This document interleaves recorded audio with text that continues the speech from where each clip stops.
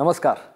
समसामयिक विषयों पर आपके पसंदीदा कार्यक्रम विशेष में आपका स्वागत है। मैं हूं आपके साथ वैभव राज शुक्ला। भारतीय स्वतंत्रता आंदोलन में कई ऐसे महान व्यक्तित्व हुए जिन्होंने अपने विचारों और देशभक्ति से स्वतंत्रता की एक नई अलग जगाई। ऐसे ही एक महान विभूति थे विनायक दामोदर सावरकर, जिन्होंने अपने विचार, साहित्य और लेखन से अंग्रेजी हुकूमत के खिलाफ क्रांति की बिगुल फूंक दी। सावरकर के क्रांतिकारी विचारों से डरकर गोरी हुकूमत ने उन पर न केवल बेइंतहा जुल्म ढाए, बल्कि उन्हें काला पानी भेजते हुए भी उन्हें 2 जन्मों के आजीवन कारावास की सजा भी सुनाई गई। लेकिन इन सब से बिना डरे सावरकर देश की आजादी के लिए भारतवासियों को एक करने में जुटे रहे। अपनी लेखनी और विचारों से उन्होंने देश में एक सूत्र में पिरोने का काम किया। इन दिनों वीर सावरकर का नाम सुर्खियों में है। आज विशेष में हम बात करेंगे वीर सावरकर के जीवन की, स्वतंत्रता संग्राम में उनकी भूमिका की, और समझेंगे सावरकर के विचारों की प्रासंगिकता को। तो आइए शुरू करते हैं आज का विशेष। विनायक दामोदर सावरकर क्रांतिकारी, चिंतक, लेखक, कवि, वक्ता और राजनेता। वे स्वतंत्रता आंदोलन के अग्रिम पंक्ति के सेनानी और प्रखर राष्ट्रवादी नेता थे। उन्होंने 1857 के प्रथम स्वातंत्र्य समर का खोजपूर्ण इतिहास लिखकर ब्रिटिश शासन को हिला कर रख दिया था। आइए एक नजर डालते हैं उनके जीवन पर। सावरकर माने तेज, सावरकर माने त्याग, सावरकर माने तप, सावरकर माने तत्व, सावरकर माने तर्क, सावरकर माने तारुण्य, सावरकर माने तीर, सावरकर माने तलवार, सावरकर माने तिलमिलाहट, सागरा प्राण तड़मड़ला, तलमड़ाती हुई आत्मा,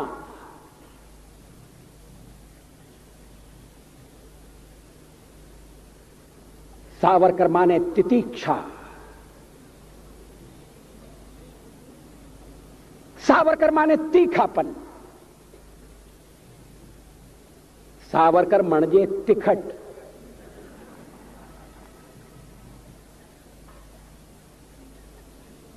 कैसा बहुरंगी व्यक्तित्व।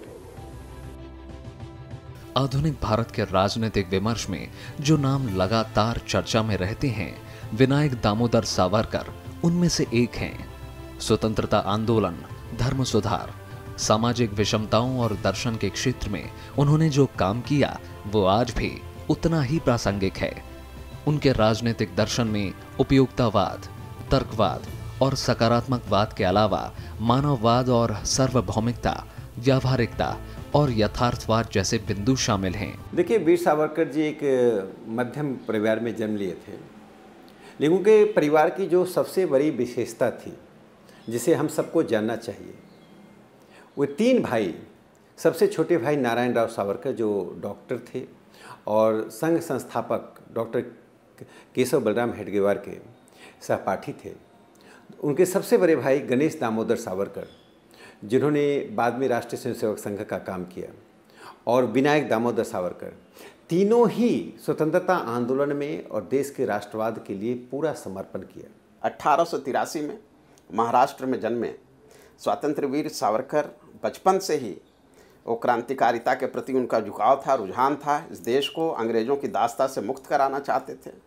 बचपन में ही जब वो अपने गांव में थे, बाल्यकाल में ही मित्र मेला जैसे संगठन का उन्होंने शुरुआत की। क्रांतिकारियों के अभिनव भारत से उनका नाम जुड़ा रहा। विनायक दामोदर सावरकर का जन्म 28 मई 1883 को महाराष्ट्र के नासिक जिले में हुआ। इनके पिता दामोदर पंत सावरकर महज 9 साल के थे जब महामारी में उनकी माता राधाबाई का निधन हो गया। इसके 7 साल बाद उनके पिता दामोदर पंत सावरकर भी स्वर्ग सिधार गए। उनके बड़े भाई गणेश ने परिवार के पालन पोषण का जिम्मा संभाला। 1901 में उन्होंने नासिक के शिवाजी हाई स्कूल में मैट्रिक की परीक्षा पास की। 1901 में उनकी शादी यमुना बाई के साथ हुई। इस दौरान तमाम परेशानियों के बावजूद उन्होंने आगे पढ़ाई जारी रखने का फैसला किया। पुणे के मशहूर फर्ग्यूसन कॉलेज से स्नातक करने के बाद वो वकालत की पढ़ाई करने लंदन चले गए। पढ़ाई के दौरान ही उनका झुकाव राजनीतिक गतिविधियों की तरफ हुआ। 1904 में सावरकर ने अभिनव भारत नाम से एक संगठन बनाया। 1905 में वो बंगाल विभाजन के विरोध में हुए आंदोलन का हिस्सा रहे। इस दौरान कई पत्र पत्रिकाओं में उनके लेख भी छपे। रूसी क्रांति का उनके जीवन पर गहरा असर हुआ। लंदन में उनकी मुलाकात लाला हरदयाल से हुई, जो उन दिनों इंडिया हाउस की देखरेख करते थे। 1907 में इंडिया हाउस में आयोजित 1857 के पहले स्वतंत्रता संग्राम की स्वर्ण जयंती कार्यक्रम में उन्होंने सक्रिय भूमिका निभाई। वीर सावरकर, जैसा कि नाम से ही प्रतीत होता है, वो भारतीय स्वतंत्रता संग्राम के अग्रणी क्रांतिकारियों में से एक उनका नाम रहा है। वो क्रांतिकारी तो रहे ही, साथ ही अपने प्रखर विचारों के लिए एक बुद्धिजीवी के रूप में, एक चिंतक के रूप में, और यहाँ तक कि एक दार्शनिक के रूप में, क्योंकि भारतीय राजनीति पे उन्होंने विचारधारा के माध्यम से, अपनी लेखनी के माध्यम से, अपने विचारों के माध्यम से एक गहरा छाप छोड़ा है, और वो छाप आज तक हम उसके महसूस करते हैं। 1 जुलाई 1909 को मदन लाल ढींगरा ने विलियम हटकरजन वाइली को गोली मार दी। इसके बाद सावरकर ने लंदन टाइम्स में एक लेख लिखा था। 13 मई 1910 को उन्हें गिरफ्तार किया गया। 8 जुलाई 1990 को सावरकर ब्रिटिश गिरफ्त से भाग निकले। 24 दिसंबर 1910 को उन्हें आजीवन कारावास की सजा दी गई। 31 जनवरी 1911 को इन्हें दोबारा आजीवन कारावास दिया गया। 7 अप्रैल 1911 को उन्हें काला पानी की सजा पर पोर्ट ब्लेयर की सेल्यूलर जेल भेज दिया गया। सावरकर 4 जुलाई 1911 से 21 मई 1921 तक पोर्ट ब्लेयर जेल में रहे। इसके बाद अंग्रेज शासकों ने उनकी याचिका पर विचार करते हुए उन्हें रिहा कर दिया। सागर के किनारे जेल में बंद सावरकर चांद से बातें करते थे, चांद को लहना देते थे, उपालंब देते थे, संदेश देते थे।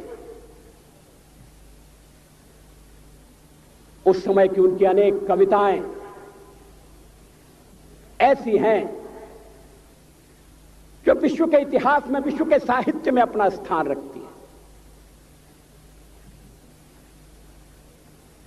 उन कविताओं में उद्वेग भी है, आवेग भी है, संवेग भी है। 1959 में पुणे विश्वविद्यालय ने उन्हें डी लिट की मानद उपाधि से सम्मानित किया। नवंबर 1963 में उनकी धर्मपत्नी चल बसी। सितंबर 1965 में सावरकर को बीमारी ने घेर लिया। इसके बाद उन्होंने मृत्यु पर्यंत उपवास करने का फैसला लिया। सावरकर ने 26 फरवरी 1966 को सुबह 10 बजे अपना शरीर त्याग दिया। Bureau report, Rajya Sabha TV. Vinayak Damodar Savarkar ने राष्ट्रवादी राजनीतिक विचारधारा विकसित करने में महत्वपूर्ण भूमिका निभाई। सावरकर न केवल स्वाधीनता संग्राम के सिपाही थे, बल्कि महान क्रांतिकारी, चिंतक, लेखक, कवि, वक्ता और दूरदर्शी राजनेता भी थे। भारत के स्वाधीनता आंदोलन में सावरकर ने बढ़ चढ़कर हिस्सा लिया और भारतीय राष्ट्रवाद की अपनी नई परिभाषा गढ़ी।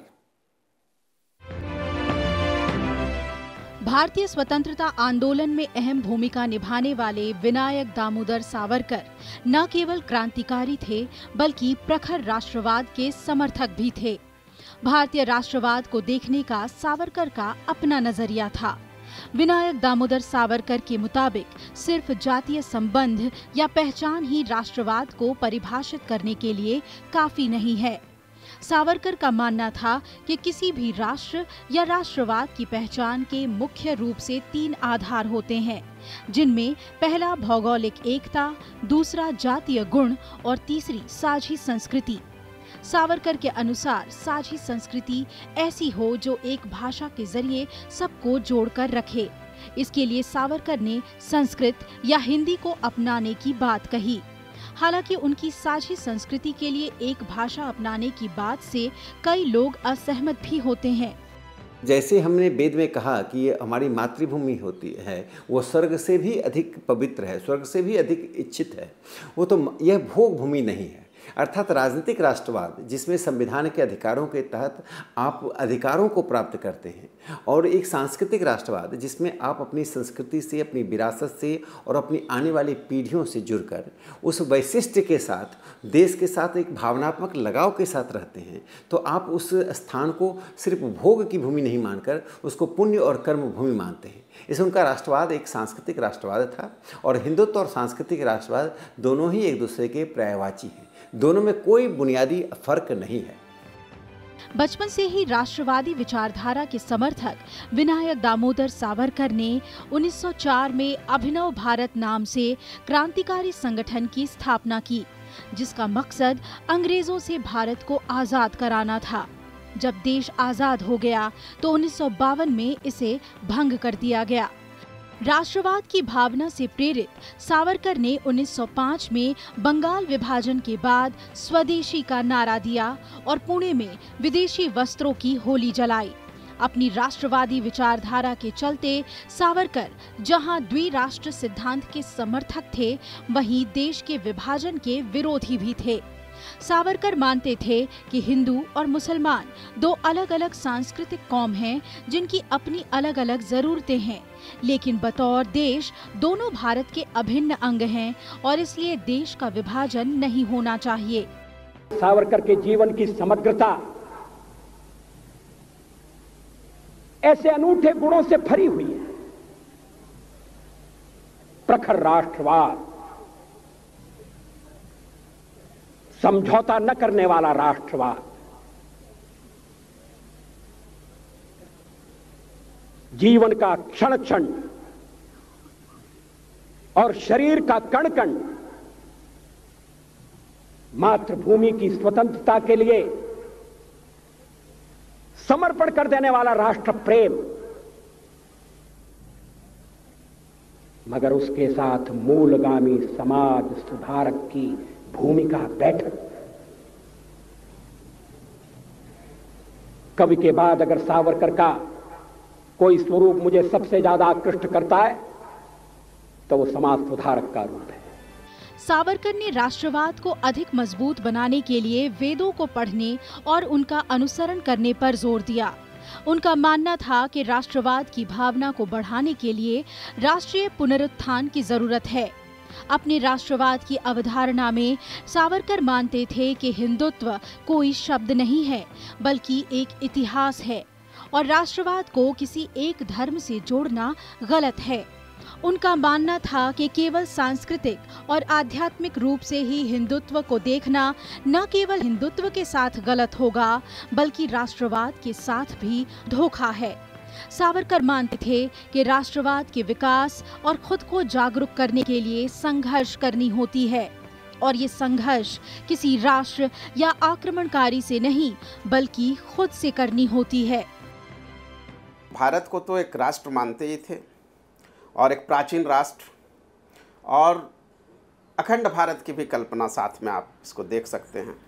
एक प्राचीन राष्ट्र जिसमें संस्कृति, जो कल्चरल नेशनलिज्म, और साथ साथ इसका जो टेरिटोरियल इंटीग्रिटी है और इसका जो कल्चरल स्पैन है, आप यदि देख रहे हैं उसका वास्टनेस, तो उस पूरे को वो एक राष्ट्र मानते थे, अखंड भारत बनाने की भी बात करते थे। और जो पार्टीशन हुआ, पार्टीशन का उन्होंने बहुत ही कड़ा विरोध किया था, भारत के विभाजन का विरोध किया था। राष्ट्रवाद की अपनी विचारधारा ज्यादा व्यापक बनाने के लिए सावरकर ने हिंदुओं में शुद्धि आंदोलन चलाया, जिसका मकसद हिंदुत्व का प्रचार प्रसार और राष्ट्रवाद की विचारधारा को बढ़ाना था। सावरकर ने अपनी राष्ट्रवाद की विचारधारा को बढ़ाने के लिए अनेक सामाजिक सुधार कार्यक्रम भी चलाए। उनके सामाजिक उत्थान कार्यक्रम न केवल हिंदुओं के लिए बल्कि राष्ट्रवाद की भावना को बढ़ाने और उसका प्रसार करने पर आधारित था। हिंदू राष्ट्र की राजनीतिक विचारधारा को विकसित करने में सावरकर लगातार लगे रहे, चाहे वो वैचारिक स्तर पर हो या भाषण के तौर पर या लेखन के तौर पर। राष्ट्रवाद की भावना से भरी विनायक दामोदर सावरकर की पुस्तकें छपने और प्रकाशित होने से पहले ही ब्रिटिश सरकार द्वारा जब्त कर ली जाती थीं। सावरकर की राष्ट्रवादी कविता सिर्फ पुस्तकों का हिस्सा बनकर ही नहीं रही, बल्कि जेल की दीवारों पर भी लिखी गई। जब सावरकर सेल्यूलर जेल में कैद थे, तब उन्होंने अपनी कविताएं कोयले से जेल की दीवारों पर लिखीं, जो आज भी वहां मौजूद हैं। Bureau report, Rajya Sabha TV. धर्म को लेकर सावरकर के विचार घोर हिंदूवादी नजर आते हैं, लेकिन कई जगह सावरकर खुद हिंदू मान्यताओं और रीतियों के खिलाफ खड़े दिखते हैं। हालांकि उनके लेख और विचारों को उस दौर की परिस्थितियों के नजरिए से देखा जाना भी जरूरी है।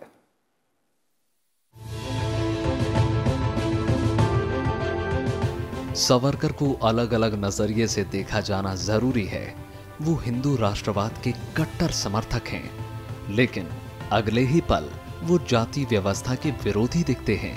उन्होंने गौ पूजा को सिरे से नकार दिया और इसे अंधविश्वास करार दिया, लेकिन उन्होंने हिंदुत्व शब्द भी रचा, जो धर्म की रीति से ज्यादा राजनीतिक परिभाषा दर्शाता है।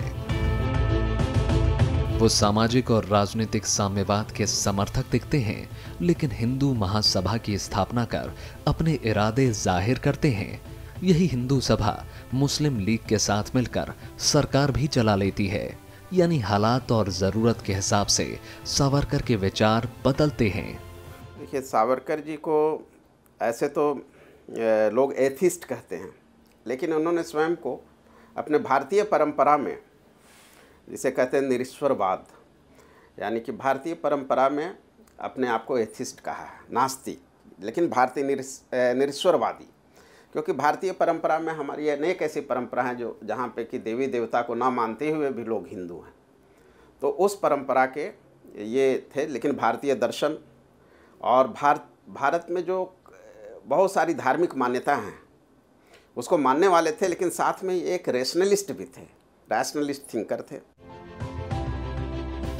1923 में सावरकर ने हिंदुत्व नाम से एक ग्रंथ लिखा। इससे धर्म को लेकर उनके विचार साफ लोगों तक पहुंचे।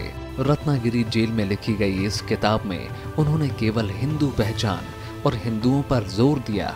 हालांकि इसके बाद के संस्करणों में काफी बदलाव किए गए। उन्होंने इस किताब में माना कि हिंदू पौराणिक नहीं, बल्कि यूनानी, ईरानी और अरबों के साथ अस्तित्व में आया। लेकिन साथ ही लिखा ये शब्द तमाम व्याख्याओं से परे है। इतना ही नहीं, कई जगहों पर वो हिंदुत्व को धर्म से अलग रखने की कोशिश भी करते हैं और इसे राजनीतिक दर्शन की तरह देखते हैं। सावरकर दृष्टा भी थे, समाज के शिल्पकार भी थे, विकृतियों से लड़ने वाले योद्धा भी थे, कुरीतियों का निर्मूलन करने के लिए कटिबद्ध समाज सुधारक भी थे। विज्ञान निष्ठा निबंध में विनायक दामोदर सावरकर के विचार मौजूदा मान्यताओं से बहुत हद तक अलग दिखते हैं। यहाँ सावरकर धार्मिक से ज्यादा तार्किक नजर आते हैं। सावरकर लिखते हैं, भारत जैसे कृषि प्रधान देश में गाय को मानना सामान्य बात है। गाय से लोगों को दूध और कई चीजें मिलती हैं जो हमारी जरूरत की होती हैं। कई परिवारों के लिए गाय परिवार का हिस्सा हो जाती है, तो ये हमारे लिए उपयोगी होती है। ये हमारी कृतज्ञता होती है कि गाय को ईश्वरीय बना दिया जाता है। सावरकर यही नहीं रुकते, वो आगे सलाह देते हैं कि अगर आप गाय का अधिकतम उपयोग करना चाहते हैं तो इसको भगवान बनाना छोड़ना होगा। ईश्वर सबसे ऊपर है, फिर इंसान आता है और इसके नीचे जानवर। गाय भी एक जानवर है जिसके पास मूर्ख मनुष्य से भी कम बुद्धि है। अगर हम गाय को ईश्वर माने तो ये इंसान का अपमान होगा। विनायक दामोदर सावरकर हिंदू धर्म में प्रचलित जाति भेद और छुआछूत के घोर विरोधी थे। मुंबई में सावरकर का बनवाया पतित पावन मंदिर इसका उदाहरण है। इसके अलावा सावरकर अपने लेख और भाषाओं में कई बार धर्म की कई रूढ़ियों और रीतियों का विरोध भी करते हैं। Bureau report, Rajya Sabha TV. 1857 को लेकर इतिहासकारों में कई मत रहे हैं। अंग्रेज इतिहासकारों ने इसे म्यूटनी या सिपाही विद्रोह माना, कुछ इसे किसान विद्रोह मानते थे, लेकिन विनायक दामोदर सावरकर पहले व्यक्ति थे जिसने प्रमाणिक दस्तावेजों से इसे साबित किया कि यह भारत का प्रथम स्वाधीनता संग्राम था।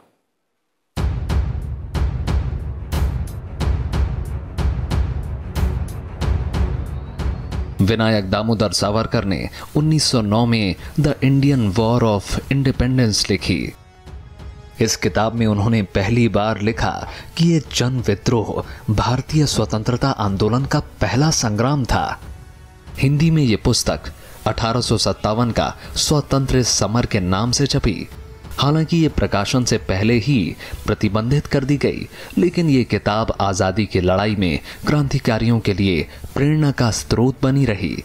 1947 में जाकर यह सार्वजनिक हो पाई। 38 सालों के दौरान गोपनीय तरीके से इसके कई संस्करण छपे और कई भाषाओं में लोगों तक पहुंचे। क्रांतिकारियों ने ही इसे छिपाकर लंदन से भारत पहुंचाया। एक दौर में क्रांतिकारी इसे गीता जैसा दर्जा देने लगे। 1857 में जो हमारे शहीदों ने, हमारे स्वतंत्रता सेनानियों ने जो संघर्ष किया, उसका अवमूल्यन किया जा रहा था। उसको सिपाही विद्रोह के नाम पर, म्यूटिनी के नाम पर, गदर के नाम पर, उसको एक सीमित दृष्टिकोण से देखकर एक उपेक्षित भाव उसके प्रति रखा जा रहा था। सावरकर जी ने स्वतंत्रता आंदोलन को पहली बार एक सैद्धांतिक वैचारिक आधार प्रदान किया और उस स्वतंत्रता आंदोलन का वह पहली लड़ाई कहकर जो उन्होंने एक बड़ी भावभूमि दी स्वतंत्रता आंदोलन को, उसने आने वाली पीढ़ियों को और क्रांतिकारियों को या अहिंसा के रास्ते से लड़ने वालों को एक आत्मविश्वास का भाव दिया। और 1857 आगे के वर्षों में एक संदर्भ बिंदु बन गया। ये सावरकर जी की एक बहुत बड़ा योगदान भारत के स्वतंत्रता आंदोलन में है। ये पुस्तक सावरकर ने महज 25 साल की उम्र में लंदन में पुस्तकालयों में अध्ययन और अनुसंधान करके लिखी, लेकिन इसके छपने से पहले ही उस पर भारत और इंग्लैंड में प्रतिबंध लगा दिया गया। इसके लिए सावरकर ने व्यापक अध्ययन कर पूरी पृष्ठभूमि को समझा, तमाम जरूरी दस्तावेजों को भी जुटाया और साबित किया कि ये कोई सिपाही बगावत नहीं, बल्कि भारत का पहला स्वाधीनता संग्राम था जिसमें सभी समुदायों की भागीदारी थी। भारतीय संदर्भ में इसे पहला ठोस और प्रमाणिक ग्रंथ माना जाता है। इसके पहले 1857 के बारे में अंग्रेजों का यही प्रचार था कि ये महज सिपाही विद्रोह था, उसे गदर कहकर प्रचारित किया गया। ये जो पूरा स्वतंत्रता आंदोलन है, इसमें इसे जो पहले विद्रोह करके खारिज कर दिया गया था, म्यूटनी करके खारिज कर दिया गया था। अंग्रेज जो 1857 में आंदोलन हुआ था, उसको अंग्रेज उसको विद्रोह, अपने खिलाफ विद्रोह कहते हैं। जब विद्रोह का मतलब कि एक जो लेजिटिमेट अथॉरिटी है उसके खिलाफ एक लेजिटिमेट इलेजिटिमेट मतलब संघर्ष, विरोध करना, तो इसमें इन्होंने इसको दर्शाया है कि यह एक स्वतंत्रता आंदोलन था और ये इस स्वतंत्रता आंदोलन जो है ये भारत का एक जन जन का आंदोलन था। हालांकि सावरकर की ये पुस्तक मूल रूप से मराठी भाषा में लिखी गई। सावरकर ने पहले ही भांप लिया था कि इसके छपते ही अंग्रेज जब्त कर लेंगे। तभी इसकी हस्तलिखित 3 प्रतियां तैयार कर एक प्रति उन्होंने भारत में छापने को अपने भाई बाबाराव सावरकर को भेज दी। दूसरी प्रति फ्रांस के भीकाजी कामा के पास और तीसरी प्रति अपने मित्र डॉक्टर कुटिन्हू के पास भेज दी थी। इसका अंग्रेजी अनुवाद लाला हरदयाल और भीकाजी कामा के प्रयासों से छपा। इसे बाद में क्रांतिकारियों के बीच व्यापक रूप से बांटा गया। ये ग्रंथ बेहद लोकप्रिय हुआ और इसके अनगिनत संस्करण गोपनीय तरीके से छपे। सावरकर की ये किताब तमाम क्रांतिकारियों के लिए प्रेरणा स्रोत बनी। इसी किताब की प्रेरणा से गदर पार्टी का जन्म हुआ। शहीद भगत सिंह को भी इस किताब ने इतना प्रभावित किया कि उन्होंने राजा राम शास्त्री की मदद से इसे छपवाया। राजर्षि पुरुषोत्तम दास टंडन से लेकर रास बिहारी बोस को भी इस पुस्तक ने बहुत प्रभावित किया। नेताजी सुभाष चंद्र बोस के प्रयास से इसका तमिल संस्करण भी छपा। विदेशों में इसके कई गुप्त संस्करण छपे। इस किताब ने काफी हलचल पैदा की। आजादी के पहले और बाद में अंग्रेज अफसरों और इतिहासकारों ने प्रथम स्वतंत्रता संग्राम पर बहुत सी किताबें लिखी, लेकिन पहले वीर सावरकर की किताब इनमें सबसे अलग है और इसमें वास्तविक तस्वीर पेश करने का प्रयास किया गया। अंग्रेजों ने इस जन क्रांति के नायकों ही नहीं बल्कि उनसे सहानुभूति रखने वालों का दमन अत्यंत नृशंसता के साथ किया। उनके इश्तिहार, अखबार, पत्राचार तथा अन्य दस्तावेज बड़े पैमाने पर नष्ट कर दिए गए। भले ही 1857 और आजादी के बीच करीबन 90 साल का फासला रहा, लेकिन इसने बाद के आंदोलनों को एक नई ताकत दी। Bureau report, Rajya Sabha TV.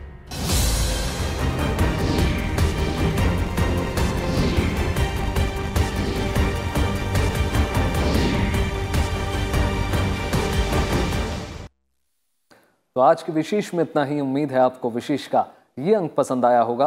आप ये हमारा कार्यक्रम YouTube पर भी देख सकते हैं, जहां में आपकी प्रतिक्रियाओं और सुझावों का हमेशा इंतजार रहता है। बाकी देश और दुनिया की तमाम बड़ी खबरों के लिए जुड़े रहिए राज्यसभा टेलीविजन के साथ। नमस्कार।